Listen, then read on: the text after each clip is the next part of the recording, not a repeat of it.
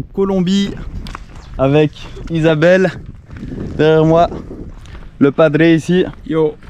Et la madre. On est parti pour 25 jours en Colombie. On va vous montrer ça. C'est parti!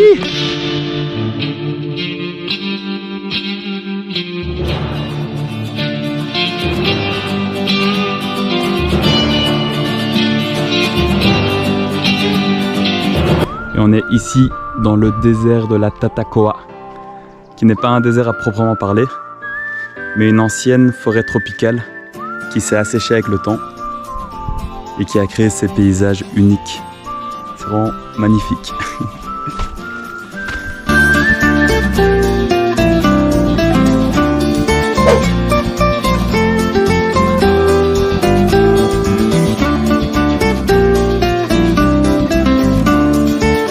Et comment va la novia? Moi, je suis presque cuit à point.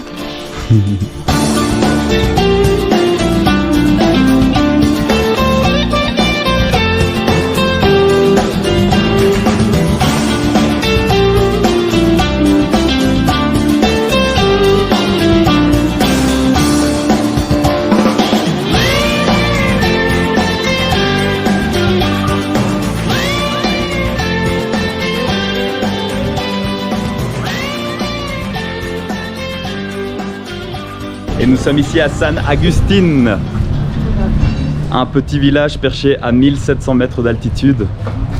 Et c'est aux alentours de ce village qu'on a retrouvé tout un tas de statues dont on ignore qui les a construites et qui les a posées là.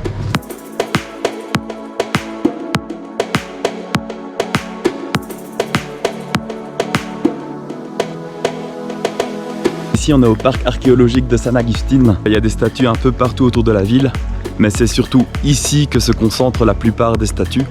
On en retrouve plus ou moins 300. Et ouais, comme je disais, personne ne sait qui a créé ces statues, car on n'a retrouvé aucun écrit sur ces statues.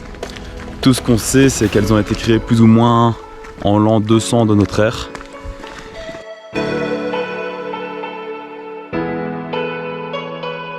Surtout les réseaux sociaux. J'adore. Un poquito. Hola. Ay, vea, tenemos recuerdos. Vamos a hacer famosos en México, que les diga. On aime bien nous prendre en photo ici.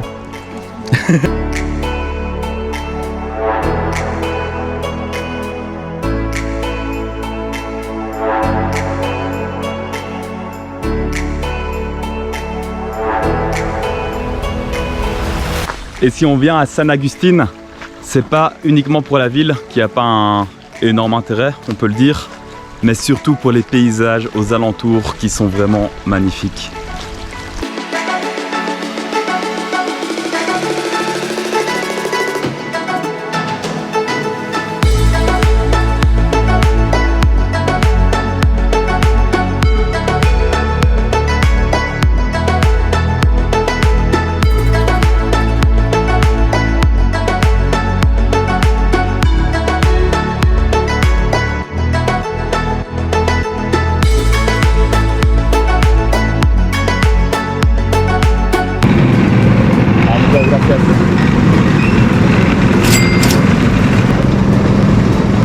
C'est bon? Du bon jus de canne à sucre, c'est super. C'est super bon.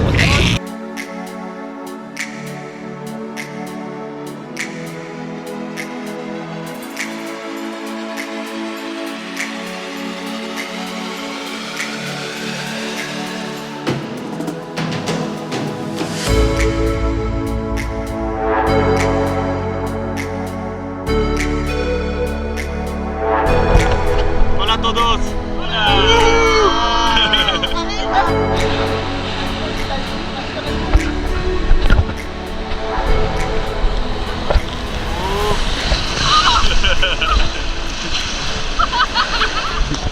Et nous voici à Popayan, une ville coloniale de 260 000 habitants qui se trouve à 1700 mètres d'altitude.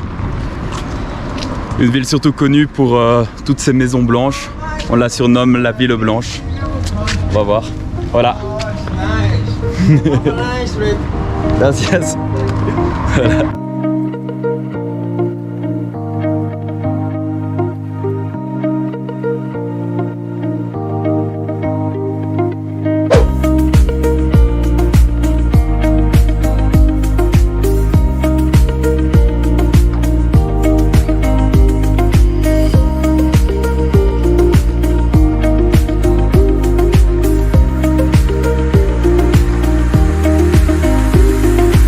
Et ici nous sommes à Silvia, un petit village de 32 000 habitants, perché à 2800 mètres d'altitude et qui est encore en grande partie habité par les Guambianos, donc un peuple indigène de Colombie. Et aujourd'hui on est mardi et ça tombe bien car tous les mardis il y a le gros marché de Silvia.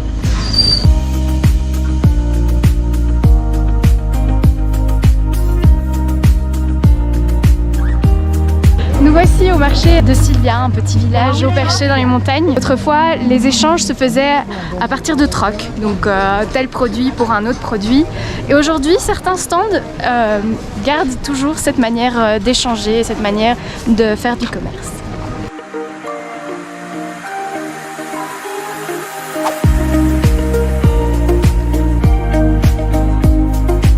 Et le bon plan en Colombie, c'est de prendre le menu del dia. Donc ici pour 7000 pesos, soit 1,50 €, on a notre plat, notre soupe et un délicieux jus de fraise. Et c'est tout bon.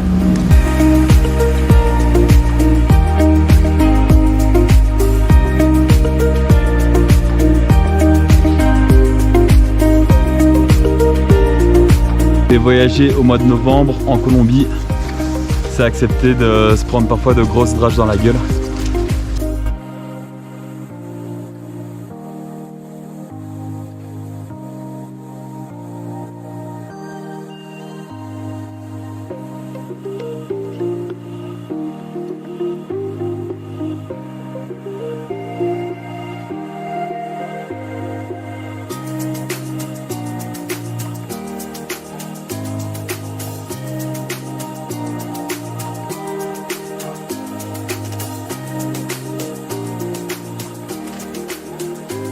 Et nous sommes ici à Cali, donc une grosse ville, la 3e plus grosse ville de Colombie, une ville de 2,2 millions d'habitants. Et on se trouve à 1000 mètres d'altitude, donc ici il fait chaud, ça fait plaisir. La Ciudad Caliente.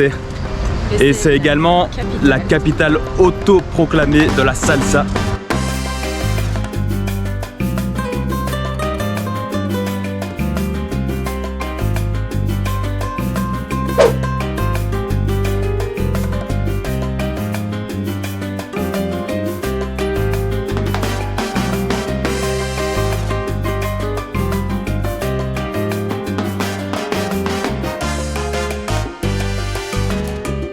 Ah, rico, rico.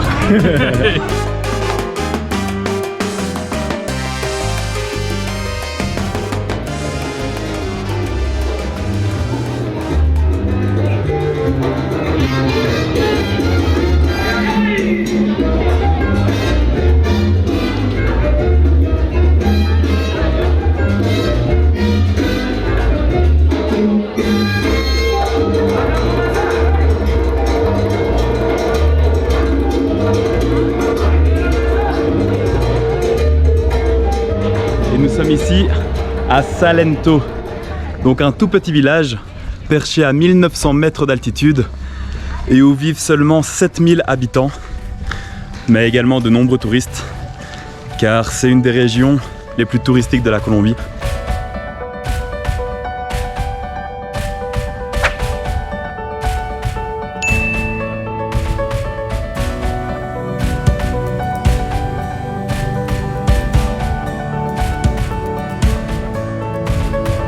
Et ici, à Salento, il y a le climat idéal pour faire pousser le café Arabica. Et d'ailleurs, on voit plein de plantations de café aux alentours du village. Et du coup, on boit du très bon café ici, muy rico.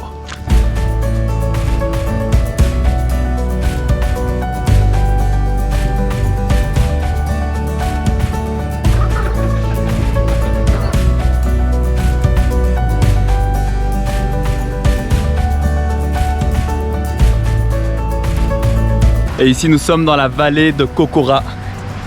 Donc c'est une vallée qui se trouve à 10 km du village de Salento, où se trouvent de nombreux palmiers de cire. Donc ce sont les fameux palmiers les plus hauts du monde. On en voit là-bas à ma gauche déjà.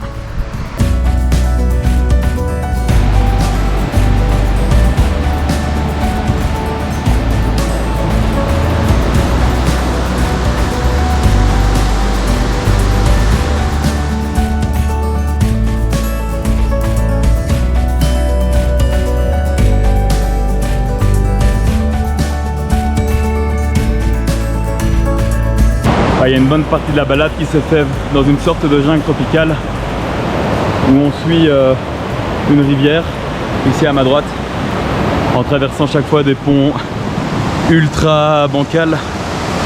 C'est assez rigolo, comme ici par exemple.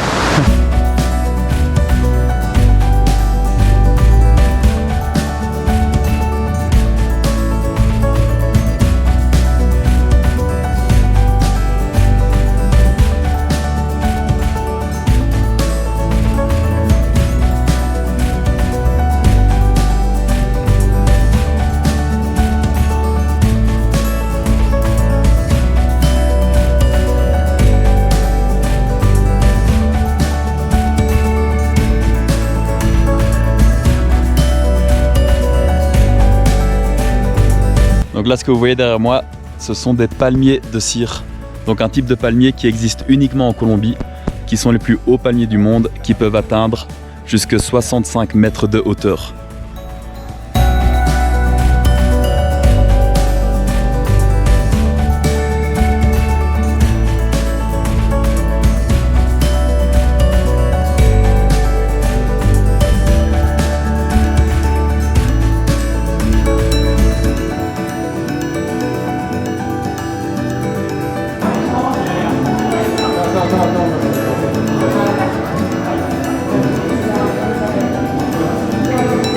Et ici, on joue au terreau. Donc c'est un jeu d'origine précolombienne où le but est de lancer un espèce de disque en métal contre un cercle en métal également. Le but est de viser les petites enveloppes en papier dans lequel contient de la poudre à canon. Et du coup, au contact du métal, ça crée une étincelle et ça fait péter les petites enveloppes. Wow, bien joué. Et nous sommes ici à Medellín, une ville de 2,5 millions d'habitants, la deuxième plus grosse ville de Colombie. Une ville qui a été construite sur la cordillère centrale des Andes colombiennes. Donc la ville est ultra vallonnée, on est en moyenne à 1500 mètres d'altitude. Et oui, cette ville est aussi tristement connue pour avoir été le siège du cartel de Medellín, mené par le fameux Pablo Escobar. Ça a été une des villes les plus dangereuses au monde avant que l'atmosphère devienne un peu plus calme et que la ville devienne une ville super vibrante, super animée et super agréable à vivre. Je vous laisse découvrir ça.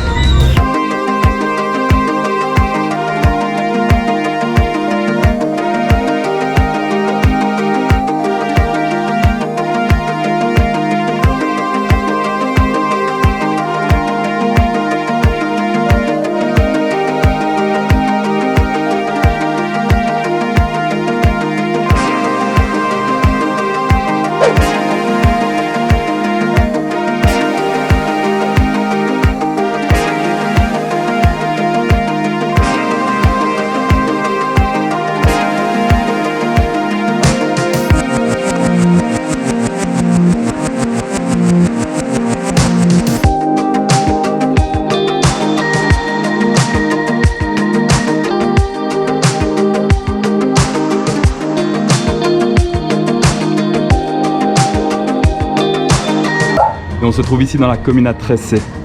Donc c'était un des quartiers les plus dangereux au monde il y a seulement 20 ans. En fait, ce quartier qui est situé dans les hauteurs de Medellín était un endroit stratégique pour les narcos car ils voyaient la police arriver de loin. Et pendant un certain moment, la police n'osait même plus rentrer dans ces quartiers. De plus, le quartier était assez isolé du centre de Medellín. Il fallait aux habitants plus de 1h30 pour rejoindre le centre. Ce qui a bien changé aujourd'hui avec l'installation des différents transports en commun, comme le métro, les télécabines et aussi l'installation de différents escalators dans tout le quartier, ce qui facilite vachement le déplacement. Rien que sur l'année 2001, il y a eu environ 7300 homicides, donc ce qui fait une moyenne de 20 homicides par jour, c'est complètement dingue. Et en octobre 2002, le gouvernement colombien a carrément assiégé le quartier pendant 3 jours, tuant groupes armés mais également civils innocents. Et ce n'est que 14 années plus tard, en 2016, qu'un cessez-le-feu officiel a été signé et que le quartier a repris vie. Et ce quartier est devenu aujourd'hui un quartier ultra vibrant, ultra chill et plein d'énergie. Et ça fait plaisir à voir.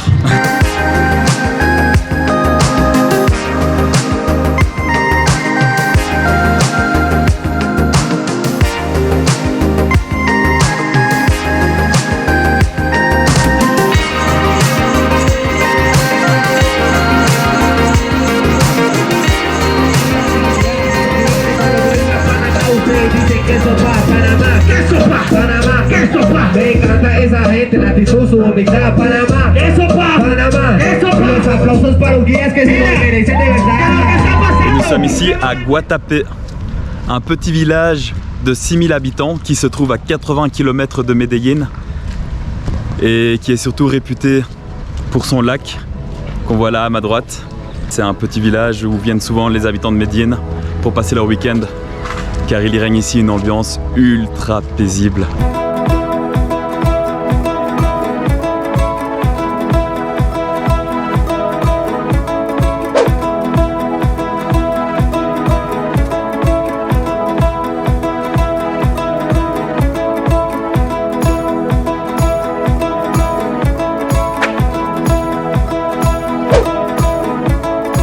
Cet énorme rocher derrière moi s'appelle la Piedra del Peñol.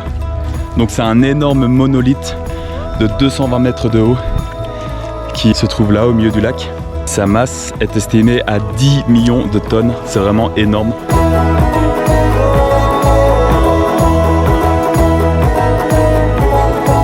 Et dans une des fissures de ce monolithe, ils ont installé un escalier de 740 marches, ce qui permet d'accéder au sommet du rocher pour aller voir la vue qui est déjà assez ouf d'ici d'ailleurs.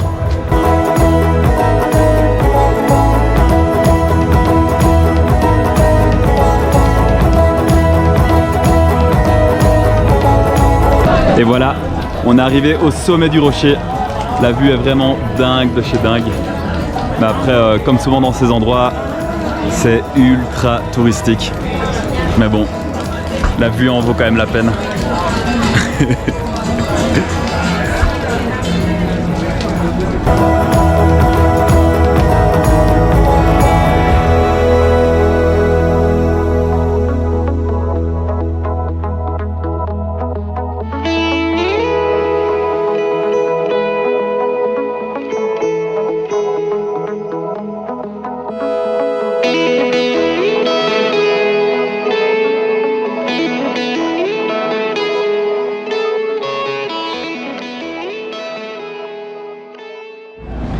Et voilà, on finit le voyage là où on l'a commencé, à Bogota, la capitale colombienne de 7 millions d'habitants, située à 2600 mètres d'altitude.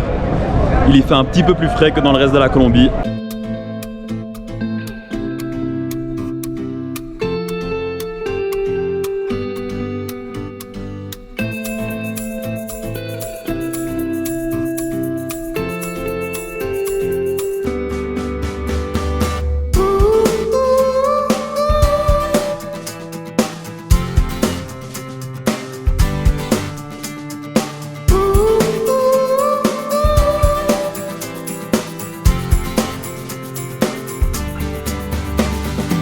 La Colombie est frontalière au Venezuela, qui, comme on le sait, a subi une hyperinflation malheureusement. Et du coup, certains réfugiés vénézuéliens viennent ici et vendent de l'artisanat qui est créé à partir de leurs billets. Ici, j'ai par exemple un billet de 100 bolivars. Il faudrait 500 fois ce billet-là pour obtenir 1 centime d'euro. C'est complètement fou ce qui se passe là-bas.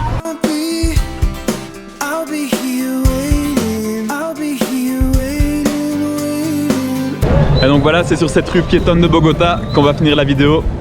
J'espère que ça vous a plu. Et n'hésitez pas à me poser des questions comme d'habitude. Ciao ciao.